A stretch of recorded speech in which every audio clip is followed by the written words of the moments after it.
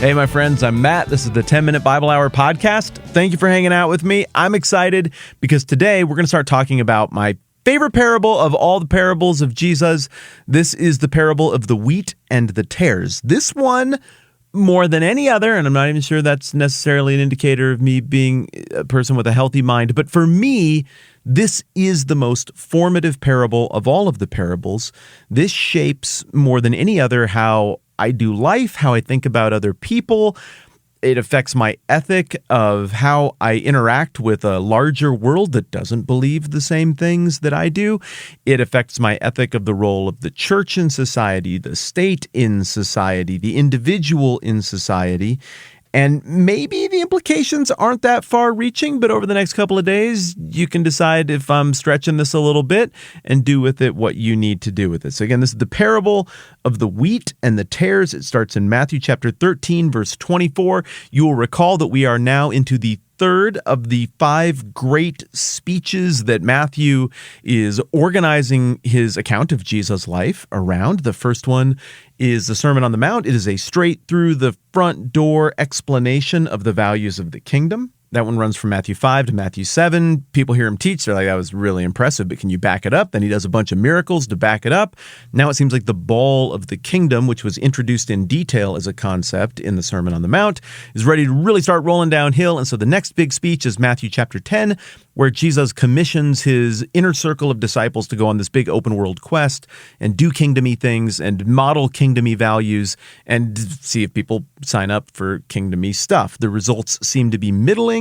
And after chapter 10, we see tension ratcheting as the religious establishment and the squishy middle crowds who aren't quite sure what to make of Jesus are starting to push back and then angrily starting to push back, and is even starting to turn murderous. And so now we get into chapter 13, the third big speech, the Kingdom Parables Discourse, and Jesus is no longer going straight through the front door in his teaching to the crowds. Now he's teaching in parables, and we looked at the one about the sower who indiscriminately throws seeds all over the place and lands on 4 different types of soil. Only one of those 4 different types of soil has the seeds work out. The disciples are like, hey, why are we teaching in parables? Then Jesus explains that, pointing back to the prophet Isaiah. Then he explains what the parable of the sower is all about, and then we get to Matthew 13:24. Here we go. Jesus told them another parable. The kingdom of heaven is like a man who sowed good seed in his field. But while everyone was sleeping, his enemy came and sowed weeds among the wheat and went away. When the wheat sprouted up and formed heads, then the weeds also appeared. The owner's servant came to him and said, Sir, didn't you sow good seeds in your field? Where did the weeds come from then? An enemy did this, he, the master, replied. The servants asked him, do you want us to go and pull them up? No, he, the master, answered, because while you're pulling up the weeds, you may root up the wheat with them. Let both grow together until the harvest. At that time, I will tell the harvesters, first collect the weeds and tie them in bundles to be burned, then gather the wheat and bring it into my barn. All right, quick note right up front here. Like the parable of the sower, which was split into 2 parts, with the parable being told and some other stuff happens, and then we get Jesus' explanation.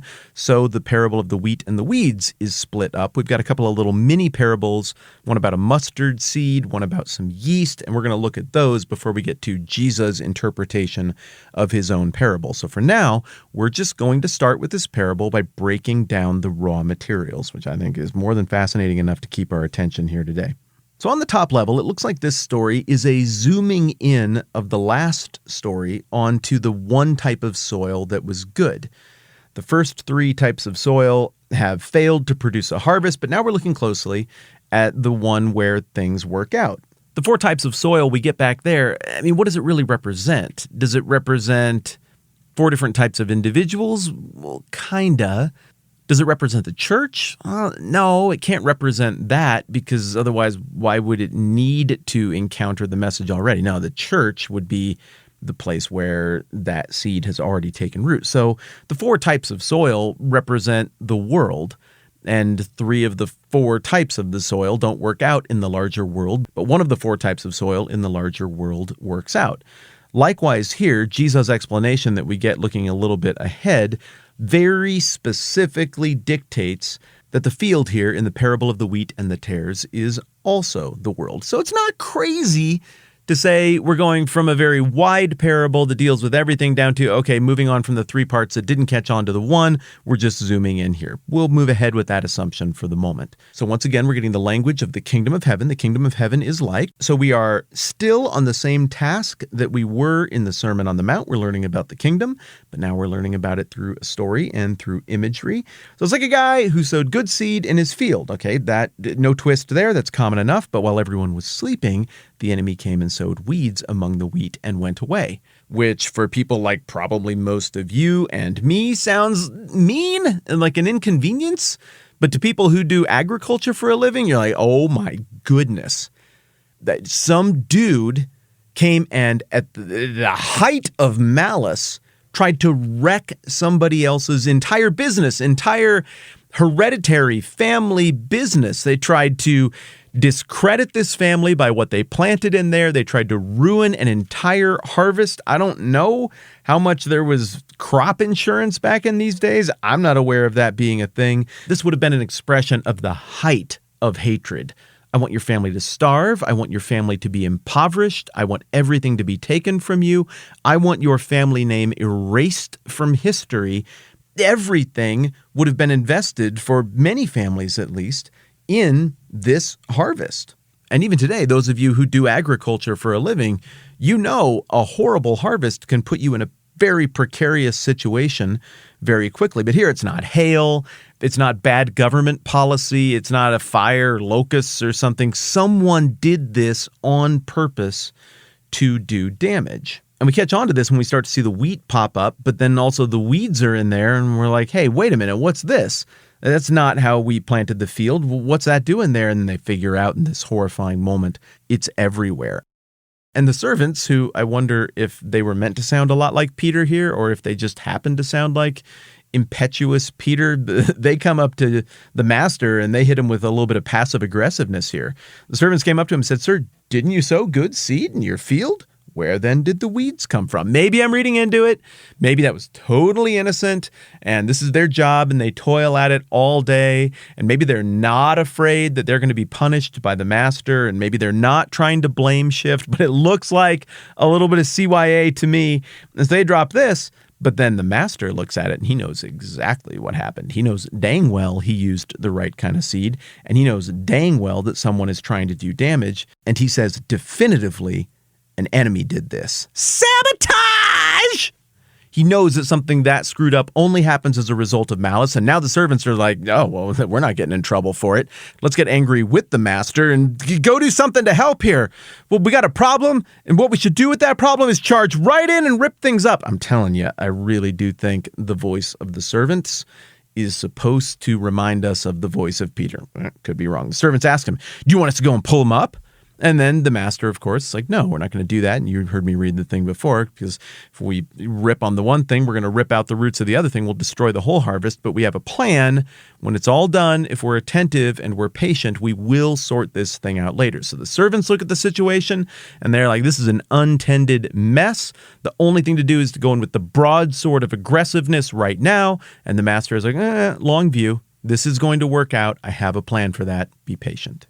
I suppose the tone the servants are taking could also be likened to James and John, the sons of thunder, the two brothers that wanted to call down fireballs from heaven to consume a Samaritan village when they didn't sign up to follow Jesus a little bit later on.